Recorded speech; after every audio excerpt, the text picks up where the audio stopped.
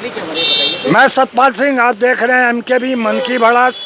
और आज हमारे बीच में आदिल साहब मौजूद हैं और मैं इनसे सीधा सवाल ईरान को लेके करूंगा कि ईरान में जो घटनाक्रम रात को घटा है वो इसे कैसे देखते हैं। क्यों आदिल साहब, जो ईरान में घटना घटी है कल रात को, उसे आप कैसे देखें? मैं देखता हूं कि जो बहादुर जनता ईरान की है वो पूरी दुनिया में कहीं नहीं है।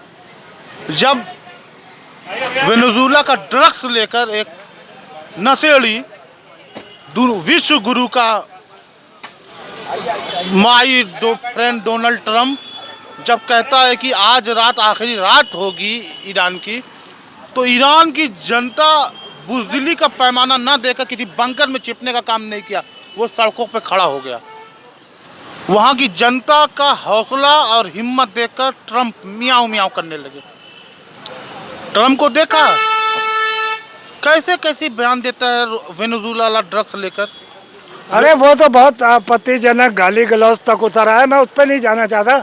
मैं ये पूछना चाहता हूँ कि ये जूनियर खामनाई जी की जीत है या वहाँ की आवाम की जीत? वहाँ की आवाम के साथ साथ वहाँ के जूनियर खामनाई की जीत है। ये वो हर उस ईमान वाले की जीत है जो मौत से नहीं डरता, मौत को गले लगाता है। तो क्या आपको ये नहीं लगता कि जो जनवरी में जिस सरकार का विरोध करा था ईरान की आवाम ने, वही जनता जब अपने मुल्क की बात आई तो एकजुट होकर इजराइल और अमेरिका के खिलाफ जनता सड़कों पर आके खड़ी हो गई? आप इसे कैसे देखते? देखिए, वहाँ की जनता अपने देश के लिए, अपने मजहब के लिए, ये लड़ाई किसी उसकी नहीं थी। ये लड़ाई इस्लाम वर्सेस यहूदी की थी। इस्लाम के नाम पर वहाँ की आवाम एक है। देखिए, ये जो यहूदी हैं, चाहे ट्रंप हो चाहे इजराइल वाला है, वो जीतता सिर्फ कैसे है कि वहाँ के आम नागरिकों को, जिस कंट्री से जीता है वहाँ के आम नागरिकों को उन्होंने टारगेट किया। लेकिन यहाँ ईरान के आम नागरिक टारगेट होने के लिए तैयार थे। जो शर्तें ट्रंप ने रखी थी 15, उसे तो ट्रंप ने डस्टबिन में डाल दिया और ईरान की 10 शर्तों को मानते हुए जो ये युद्ध विराम किया है 2 हफ्तों के लिए। और एक मिनट सर, पाकिस्तान में इस पर चर्चा भी होनी है, इस पर मतगणना वो होगी, बातचीत होगी कि आगे कैसे किया जाए।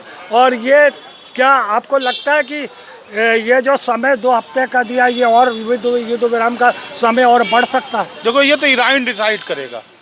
ये कोई सुपर पावर अमेरिका या इजराइल नहीं डिसाइड करेगा, तो ईरान के सुप्रीम लीडर खामनाई साहब के बेटे डिसाइड करेंगे ये युद्ध विराम कब तक होगा। तो आपको भीख में दिया हुआ युद्ध विराम है। आपको लगता है कि जो 10 तारीख से पाकिस्तान के इस्लामाबाद में जो मीटिंग होनी है, उसे आप कैसे देख रहे हैं कि वो मीटिंग क्या 10-15 दिन में सॉल्व हो सकेगी?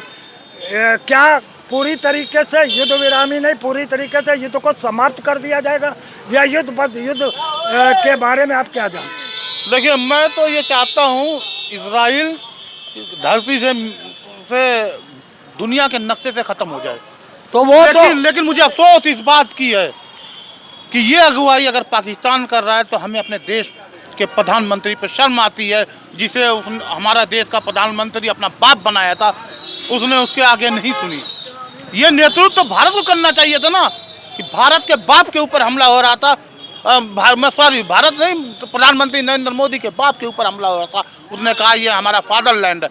प्रधानमंत्री नरेंद्र मोदी के फादरलैंड पर हमला होता है, उसकी युद्ध विराम की अगुवाई हमारा प्रधानमंत्री नहीं कर पाया, ये हमें अफसोस है। चलिए, ये तो नरेंद्र मोदी की कार्यता तो पूरा देश देख रहा है, चाहे वो पाकिस्तान से हमारा युद्ध हुआ हो पहलगाम का, या जब भी कोई बात आई है उसने तो हमेशा कार्यता दिखाई है नरेंद्र मोदी ने। उसकी चर्चा हम नहीं करना चाहते। क्या आपको लगता है कि पाकिस्तान इस वक्त विश्व युद्ध के मुहाने पे आ चुका है?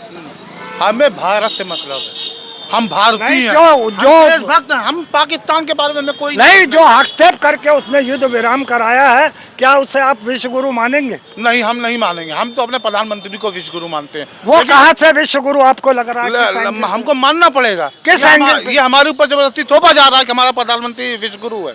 क्यों मानेंगे आप, जब आप ये देख रहे हैं कि वो कार्ता में पूरी तरीके से नहीं जाना भैया, हमको जेल नहीं जाना है। अगर हम नहीं मानेंगे अपने प्रधानमंत्री को विश्वगुरु तो हमको जेल में डाल दिया जाएगा। तो जेल से डर रहे हैं और वीडियो हाँ, में आकर चैनल पे आके बोल रहे हैं, और मैं भी तो चैनल चला रहा हूँ, मैं तो नहीं डरता। नहीं, आप नहीं डरते हैं, मेरे आगे पीछे बहुत लोग हैं। हाँ ये मेरा बात नाम है। आदिल सिद्दीकी है, इसीलिए मुझे डर ज़्यादा लगता है। हाँ ये कहिए ना कि आप मजहबी उस चक्रव्यूह में फंसे हुए हैं जहाँ पर इस देश में शायद अब ये बहुत आम हो चुका है कि किसी भी मुसलमान को कुछ भी कह दो, बड़ा आसान सा है।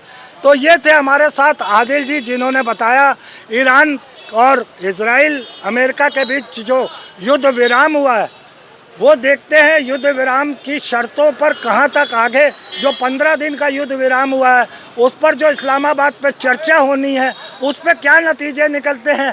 क्या ये युद्ध विराम की तारीखें और बढ़ेंगी या इन्हीं 15 दिनों में कोई ऐसा डिसीजन आ जाएगा कि युद्ध को पूरी तरीके से समाप्त कर दिया जाए। तो इसी के साथ मैं अपना वीडियो समाप्त करता हूँ। नमस्कार। करता हूँ ये मैं खर्चा पाने के लिए नहीं करता।